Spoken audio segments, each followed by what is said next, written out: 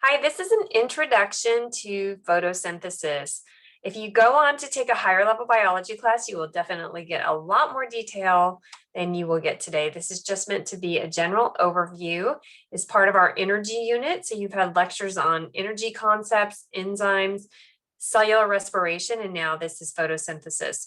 It is considered to be the most important chemical process on Earth. I will talk about why. First, I want to mention that you should definitely take notes on everything I say in this lecture. It is very concise. There's no fluff. There's nothing extra here. So be sure to take really thorough notes and watch the video again if you need to. Who carries out photosynthesis? What types of organisms? Well, obviously, you know plants do, but there are others as well. So some bacteria carry out photosynthesis. In fact, the earliest photosynthetic organisms on Earth were bacteria. A specific type of bacteria called cyanobacteria are the ones we typically think of as being photosynthetic because they have chloroplasts and they make their own food, just as all photosynthetic organisms do. What's significant about these bacteria is they were the earliest photosynthetic organisms, which means they were the earliest organisms that released oxygen into our atmosphere and produced the air that we breathe. So because of these cyanobacteria, oxygen breathing organisms were able to eventually evolve. Some protists are photosynthetic. In fact, these are incredibly important in aquatic ecosystems. These are the base of the food chain in aquatic ecosystems, including the ocean. We typically call them algae, but there are other protists that are not necessarily called algae that are photosynthetic as well. Sometimes they're called phytoplankton in the ocean. So these are incredibly important organisms. They, of course, because they are protists, they're all single-celled, as are bacteria, of course. But remember, the difference is that protists are eukaryotes. So they have very complex cell structure relative to the prokaryotes. And then all plants are photosynthetic. Plants are multicellular eukaryotes. And typically when you learn about photosynthesis in a biology class, you learn about how plants do it. The process is similar in protists and bacteria, but we are going to talk specifically today about plants. So photosynthetic organisms are what are called autotrophs, meaning they can produce their own food. They are the only organisms on Earth who can take light energy from the sun and convert it to chemical energy that they then use to produce ATP. So they're not doing this really because they're charitable, they're doing it because they don't eat. So they need to produce their own food in order to carry out cellular respiration. They are the base of the food chain, and they are therefore called the producers. So the terms autotroph and producers are really synonymous. The opposite of an autotroph is a heterotroph. So we are heterotrophs. We have to consume our food. We cannot make our own energy from sunlight. So heterotrophs cannot produce their own food, and they're usually called consumers. So producers and consumers, heterotrophs and autotrophs, those are some important terms to know in biology. Looking at the relative abundance of different trophic levels in an ecosystem, the producers have to be the most abundant. Otherwise, nobody else can get enough food. So if you look at the terms used here, you see producer, then primary consumer, secondary consumer, tertiary consumer. Remember, we heard this term tertiary when we talked about protein structure. It means third. So it's the third level consumer. Other terms associated with these trophic levels would be the primary consumers are the plant eaters. So they're the herbivores. And then the other two levels are eating the herbivores, so they would be carnivores. These are often called the primary carnivores.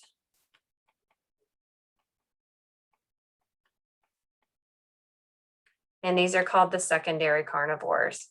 You obviously can't have an ecosystem where the secondary carnivores are the most abundant, because then everybody runs out of food.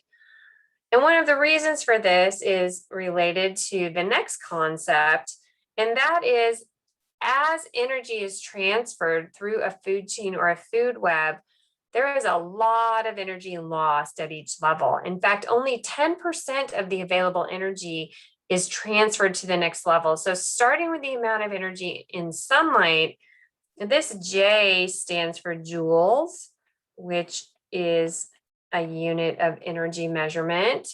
And only 10% of the energy available in that sunlight actually makes it into the producers. Then when the herbivores eat the producers, only 10% of that energy gets transferred. And then when the primary carnivore eats that herbivore, only 10% is transferred.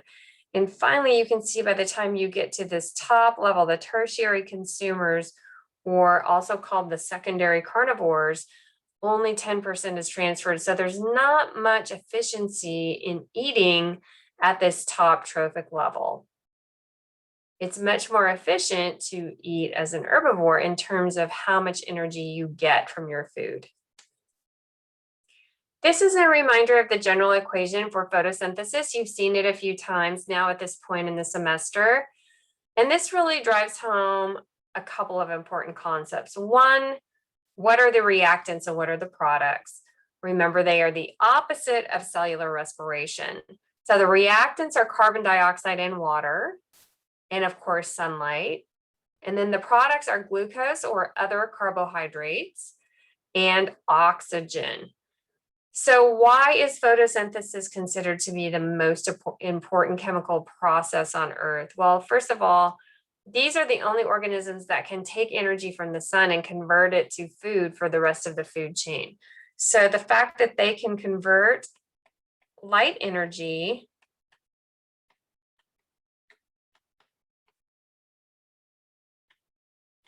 into chemical energy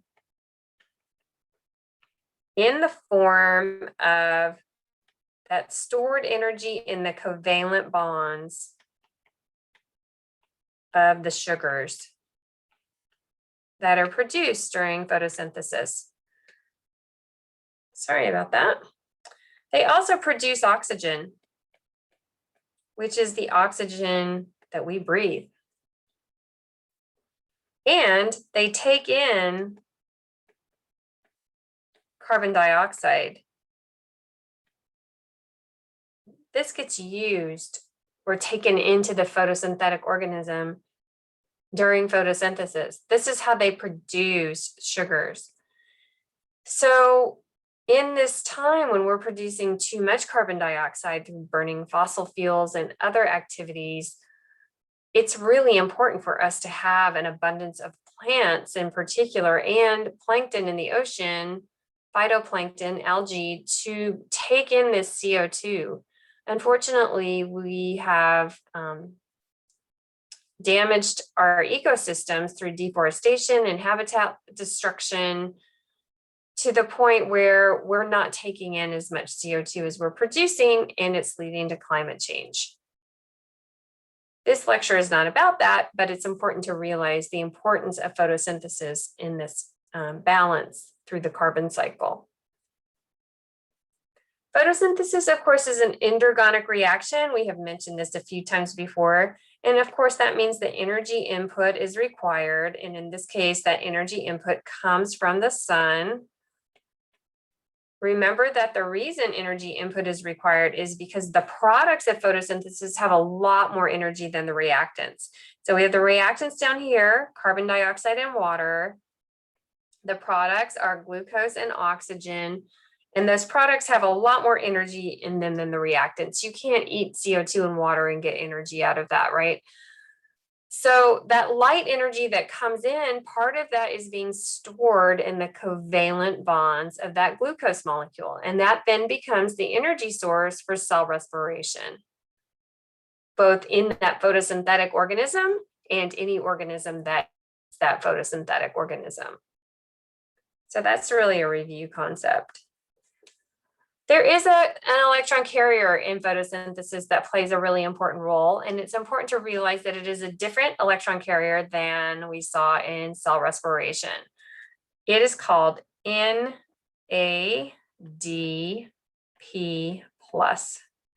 Remember, in cellular respiration, I'm just going to write cellular rest for short, the primary electron carrier was NAD+, and then we also had FADH playing a more minor role. But you can see this NAD+ and NADP+ look really similar. This does not stand for photosynthesis, but if that helps you remember, then by all means, use that as a way to remember it. When NADP+ picks up a hydrogen, it becomes NADPH. And that's going to be an important part of the photosynthesis story coming up. Also important to realize that it's the pigments in the plant, especially in the leaves, that absorb the light that is necessary to carry out photosynthesis. This is showing you just two of the pigments that can occur in plants, chlorophyll A and chlorophyll B. And you can see that they absorb light in the blue and violet spectrum, and they absorb light in the green and orange spectrum, but they reflect green light. They do not absorb green light. This is why most plants appear green, especially the leaves. Of course, the site of photosynthesis is in the chloroplasts. We talked about this during chapter.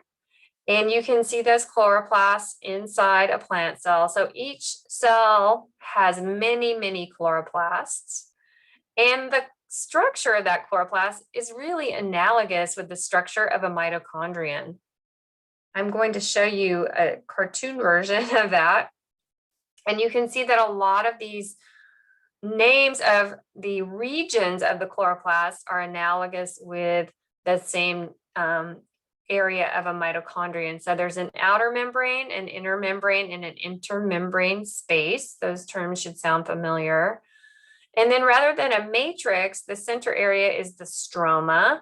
It's the liquid part of the chloroplast. And in that stroma is where the second major stage of photosynthesis takes place. It's called the Calvin cycle.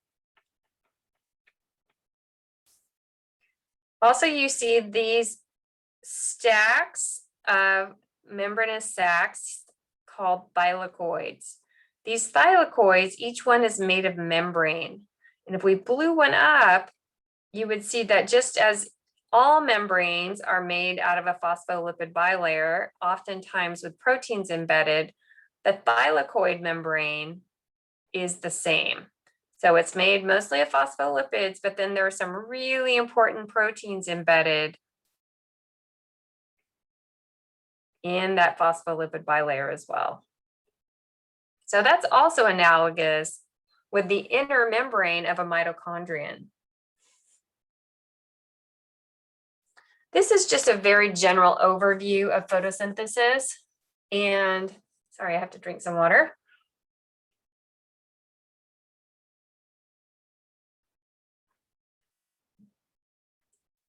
Okay, hopefully you were looking at that while I was drinking my water. And you can see the two major stages of photosynthesis here, the light reaction and the Calvin cycle.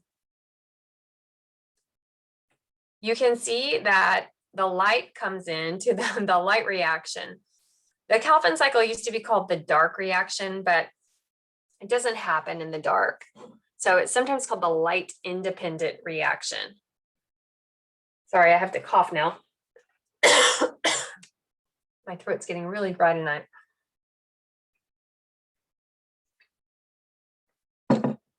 So in the light reaction, the starting ingredient is water. In the Calvin cycle, the starting ingredient is carbon dioxide. So if we look at that general equation for photosynthesis again, water and carbon dioxide. Water is going to come into the light reaction. Carbon dioxide doesn't come in until the Calvin cycle. A lot of students make a mistake of saying that CO2 and water enter the light reaction. That's not the case. In the Calvin cycle, these organisms make glucose and other sugars. And in the light reaction, they produce oxygen. I typically like to really think of this being the opposite direction. I kind of like to change the order of those because this happens in the light reaction. And this happens in the Calvin cycle.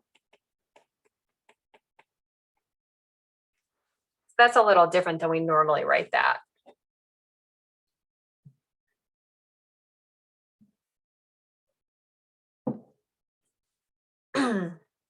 Also involved are two other important molecules, ATP and NADPH. You can see that coming into the light reaction is NADP plus ADP, an inorganic phosphate. Coming out of the light reaction, ATP and NADPH. Those are going to be the energy sources for the Calvin cycle. So the light reaction does more than just producing oxygen. It's also going to produce the ATP and NADPH, which are going to be the energy source for the Calvin cycle. We will look at that in more detail in a minute. First, though, I just want to summarize just on the most basic level what the light reaction starts with and ends with, and what the Calvin cycle starts with and ends with. And you really need to know this for the test. So in the light reaction, the starting ingredients, in other words, the reactants, are water, light energy from the sun, ADP, inorganic phosphate, which I'm just going to do a P with a circle, and the electron carrier NADP plus. At the end of the light reaction, water has been split and the electron carrier picks up those hydrogens. So oxygen is released. It is now not available anymore. It gets released to the atmosphere. ADP is going to become phosphorylated to form ATP. We will see a more detailed picture in a minute of how that happens.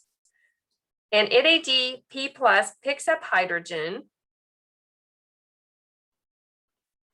from the water and carries that hydrogen into the Calvin cycle.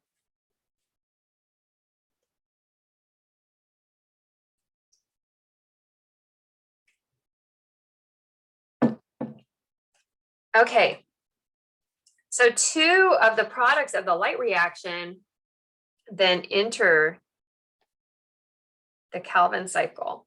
So start with ATP, start with NADPH, and also, as I mentioned before, carbon dioxide now comes in to the Calvin cycle. ATP is an energy source, and NADPH is also an energy source. those hydrogens are going to eventually end up with the CO2, transfer of the hydrogen to the carbon dioxide. So CO2 gains hydrogen, which is gain of electrons, which is reduction. So we say CO2 is reduced. And it actually doesn't directly form glucose. It actually directly forms something called G3P. And G3P is the precursor for all of the sugars that plant might need. So we say that we start with CO2, and rather than saying we end with glucose, I'm going to say that the plant and other photosynthetic organisms end with G3P. ATP gets used, in other words, that phosphate group gets transferred. So these organisms end up regenerating ADP. And because the hydrogens were stripped away from the electron carriers, it regenerates NADP+. These now go back into the light reaction, and it all starts again. You should know what these organisms start with and end with in the light reaction and what they start with and end with in the Calvin cycle. G3P can become glucose, fructose, maltose, sucrose, and obviously a chain of glucose can be starch, and it can also be cellulose. So all of these sugars that the plant needs will come from that G3P. Again, when we're writing out the general equation for photosynthesis, we usually write glucose. Okay, so in summary, water comes in, O2 comes out. CO2 comes in, sugars come out. Where is this happening? Well, the light reaction is happening in the thylakoid, whereas the Calvin cycle is happening in the stroma. So again, if we go back to this general diagram, the Calvin cycle is happening out here in the stroma, whereas the light reaction is happening in the thylakoid.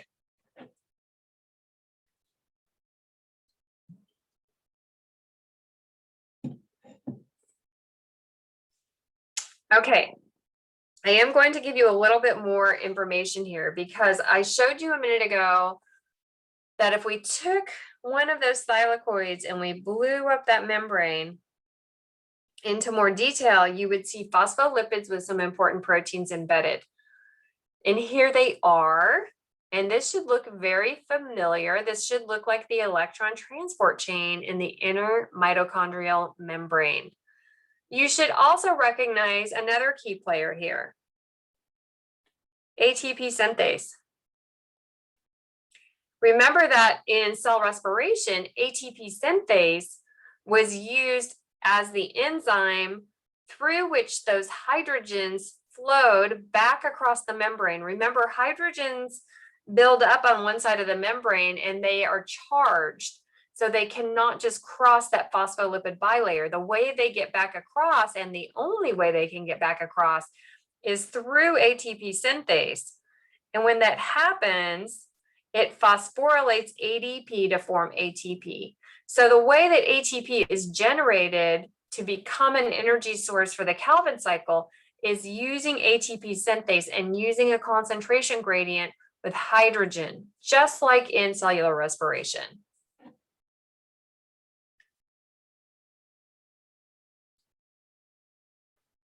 You can also see that this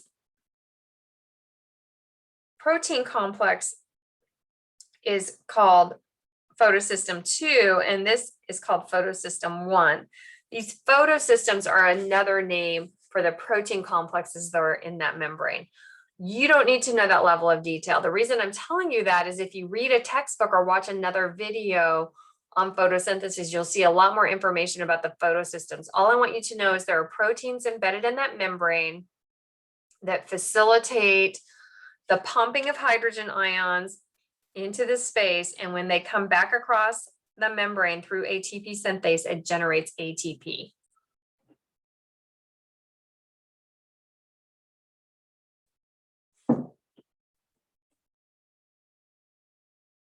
This is another picture of that same thing.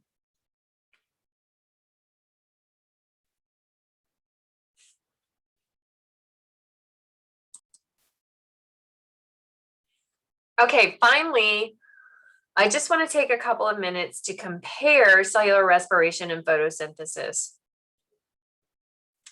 Okay, in cellular respiration, glucose and oxygen are reactants, whereas in photosynthesis, glucose and oxygen are products. Okay, then conversely, in cellular respiration, water and CO2 are products, but those are the reactants in photosynthesis. So what are the products in one reaction are the reactants in the other? In other words, they're backwards. They're the opposite of each other. Cell respiration is exergonic, meaning it releases energy,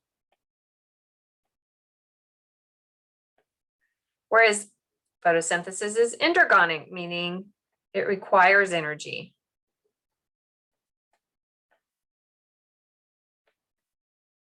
Cellular respiration is catabolic. It's breaking molecules apart, breaking down more complex molecules into simpler molecules, whereas photosynthesis is anabolic, building sugars from simpler molecules.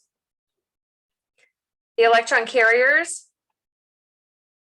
are different in cell respiration than they are in photosynthesis. So remember that P doesn't stand for photosynthesis, but it can help you remember what the electron carrier is in photosynthesis. This is pretty cool. ATP synthase plays a role in both photosynthesis and cell respiration in phosphorylating ADP to ATP. And remember that photosynthetic organisms do both of these processes. So plants carry out photosynthesis. They then use those carbohydrates to fuel cellular respiration. They don't make enough ATP in photosynthesis to carry out all chemical reactions in the cell. That ATP is only to power the production of glucose and other sugars. Okay, so they make those sugars that then have to go through cellular respiration. So all organisms carry out cellular respiration, but not all organisms carry out photosynthesis. I just would like you to not pay much attention to this, but it is true that in cell respiration, it starts in the fluid portion and then moves into the structure. Whereas in photosynthesis, it starts in the structure, which is the thylakoid, and then moves out to the liquid portion, which is the stroma. It's kind of cool. It goes backwards, but that also each have an electron transport chain. So just kind of a cool comparison there. That is all you need to know about photosynthesis.